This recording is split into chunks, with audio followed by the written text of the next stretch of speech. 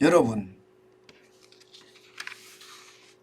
푸틴 러시아 대통령이 우크라이나를 침공하고 나서 말입니다. 그야말로 이성을 잃은 듯한 모습을 지금 보이고 있습니다. 민간인에게 대량 살상 무기를 사용하고 있다는 사실입니다. 여러분, 이 진공폭탄이라든가 접속탄이라든가 이런 것은요, 국제법에서도 사용이 금지되어 있는 대량 살상 무기입니다. 진공폭탄만 하더라도요, 터지면 그 사방 수백 미터 안에서 말입니다. 압력이 다 엄청 높아져서 쉽게 생각하면 다 터져서 죽어요. 인간이 말입니다. 창자도 터지는 거죠. 코피도 터지고 머리도 터지고 터져서 죽는 게 이게 엄청난 위력의 폭탄이거든요. 지금 그 폭탄을 우크라이나에 사용했다는 이야기잖아요.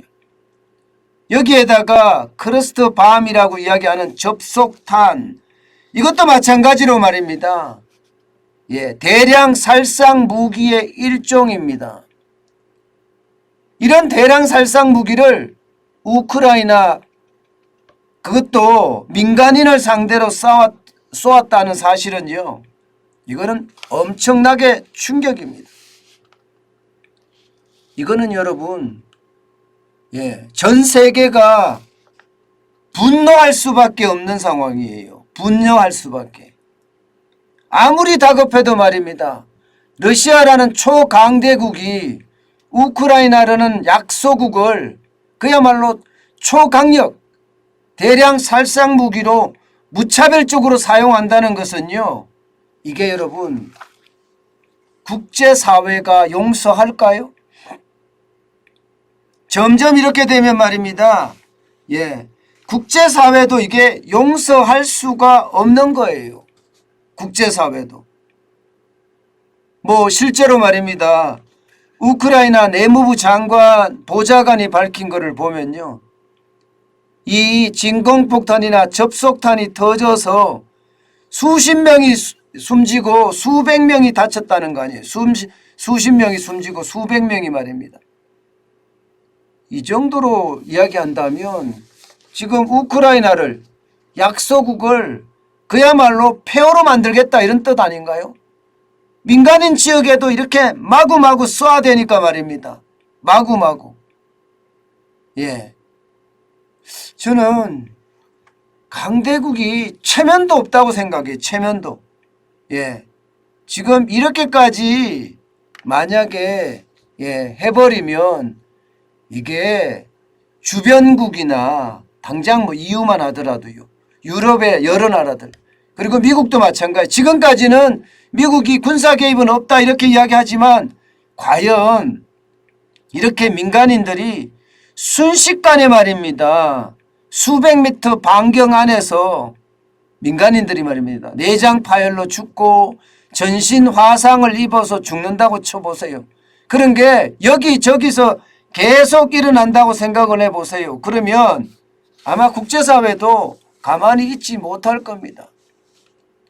게다가 말입니다. 또 3차 세계대전이 날 수 있는 민간인 학살 외에 또 하나는요, 벨라루스 군이 지금 우크라이나 북부 국경을 침공을 했습니다. 우크라이나 의회에서 발표한 건데 벨라루스 군 33개 부대가 우크라이나 북부에 지금 국경을 넘어서 침공했다는 이야기예요. 이 말은 무슨 말입니까, 여러분? 국제전이 됐다는 거예요. 우크라이나를 두고 말입니다. 러시아하고 벨라루스가 협공하는 모양새예요. 협공하는 모양새. 자, 이렇게 됐을 때 여러분, 유럽이 가만히 있을까요? 지금 우크라이나 입장에서는요, 유럽도 가만히 있지 않을 그런 태세예요. 당장 말입니다. 스위스 이러면 중립국이잖아요. 중립국인데도 불구하고 스위스는 러시아에 대한 독자 제재를 취했습니다. 독자 제재를. 그리고 주변국은요, 폴란드나 심지어 독일까지도 지금 우크라이나에 쉽게 말하면 지원을 아끼지 않습니다. 자, 이렇게 됐을 때 여러분, 이렇게 됐을 때 보세요. 주변에 있는 폴란드는 어떻게 될까요? 이게 벨라루스가 북부 지역에서 침공을 했다면 폴란드나 슬로바키아나 헝가리나 루마니아나 몰도바나 이쪽 지역에서는 가만히 있을까요? 만약에 폴란드가 우방을 돕기 위해서, 형제의 나라를 돕기 위해서 만약에 침공을 한다, 침공이 아니라 우크라이나를 돕는다고 쳐요. 그러면 우크라이나와 폴란드 그리고 러시아와 벨라루스의 어떤 국제전으로 완전히 비화가 됩니다. 그렇게 됐을 때 여러분, 지금 이 전쟁은요 3차 세계대전으로 가지 않으리라는 보장이 없습니다. 워낙 많은 민간인이 죽어나가고 말입니다. 이 유럽의 제국 중에 일부라도 군인을 파견해서 우크라이나에서 참전을 한다면 그 참전 자체가 말입니다. 결국은 다른 유럽의 나라들도 참전을 이끌어낼 수밖에 없고요. 좀 더 나아가서는 국제사회의 여론이 지금 비등하잖아요. 그러다 보니까 미국조차도 참전을 안 할 수가 없는 그런 상황으로 몰려갈 수도 있습니다. 그만큼 말입니다. 우크라이나 사태는 굉장히 위험한 사태로 지금 발전되고 있습니다. 더더욱이나 말입니다. 이 어린아이, 6살 된 어린아이가 지금 우크라이나 폭격에 의해서 이렇게 죽어가고 있다는 사실, 나중에 싸늘한 시신으로 그야말로 6살 여자아이가요 이렇게 간다는 사실은요 전 세계의 어떤 비난을 받을 수밖에 없고, 그 비난은 러시아로 집중될 가능성이 큽니다. 게다가 러시아에서조차도 말입니다. 지금 반전 시위가 주요 도시마다 일어나고 있잖아요. 그러니 이게 앞으로 상황이 어떻게 전개될지 솔직히 지금 아무도 모릅니다. 당초에는 우크라이나가 많이 버티지 못할 거라고 했습니다. 많이 버텨도 4일, 2일, 4일, 48시간이나 좀 많이 버티면 72시간, 최대로 버틴다 그러면 4일까지 버틸 수 있다고 했지만 지금 벌써 6일째예요. 새벽만 되면 미사일로 융단 폭격을 가하는데도 우크라이나 사람들은 굳건히 지금 버티고 있습니다. 결국 말입니다. 제노사이드라고 이야기하나요? 민간인의 대량 학살이 일어나고, 그것도 국제사회에서 절대 사용하지 말라는 무기를, 대량 살상 무기를 사용해서 만약에 민간인 살상이 계속 일어난다면, 게다가 벨라루스 군이 우크라이나의 어떤 민간인을 해치는 그런 사태가 발생을 한다면 이것은요 단순하게 끝나지 않을 겁니다. 그렇게 되면 세계 제3차 대전으로도 발전될 수 있는 최악의 시나리오가 되지 않을까, 그렇게까지 지금 생각을 할 정도예요.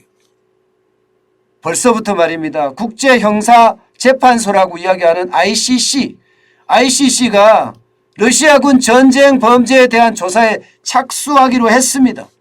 그렇기 때문에 이 조사가 어떻게 되는지에 따라서 더 달라질 수 있지만, 분명한 것은 푸틴이 지금 다급해져 있습니다. 다급해져 있다는 것은 그만큼 총공세를 퍼부을 수 있는 가능성이 굉장히 많아졌다는 거예요. 그렇게 됐을 때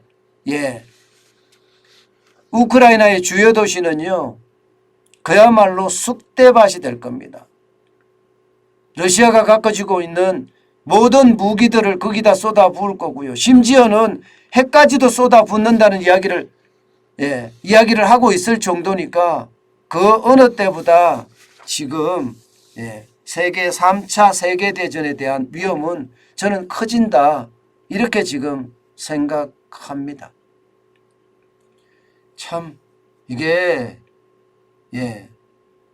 쉽게 말하면 금방 무너질 줄 알았던 우크라이나가 아주 강력한 저항을 하게 되니까 이게 완전히 판이 바뀌는 그런 모양새가 보입니다.